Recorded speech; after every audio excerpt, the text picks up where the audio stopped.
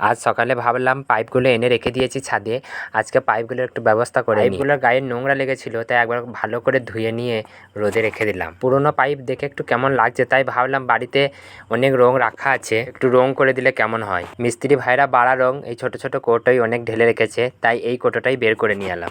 চাইলে ডিজাইন করে রং করতে পারতাম, ভাবলাম কি খারাপ লাগবে, তাই করব না। খুলে দেখলাম কলা পাতা রং, বেশ ভালোই লাগছে রংটা। দেখাই যাক রংটা করে কেমন লাগে।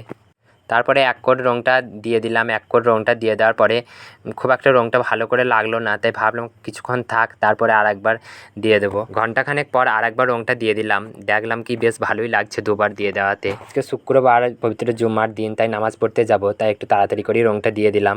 পাইপগুলো দেখে বেশ ভালোই লাগছে, বোঝাই যাচ্ছে না যে পুরনো সেই পাইপগুলো। তারপরে তাড়াতাড়ি করে আমি নিচেই চলে এলাম গোসল করব বলে, কলতলায় চলে এলাম। কলতলায় এসে আমি চটপট গোসলটা সারলাম। একটু দেরিও হয়ে গিয়েছিল, তাই একটু তাড়াতাড়ি করতে হলো। মসজিদ বাড়ি থেকে খুব একটা দূর নয়, 5-6 মিনিটের রাস্তা, তাই পায়ে হেঁটেই আমরা যাওয়া আসা করি। কিছুক্ষণের মধ্যেই আমি মসজিদ পৌঁছে গেলাম এবং জুম্মার নামাজটা আদায় করলাম।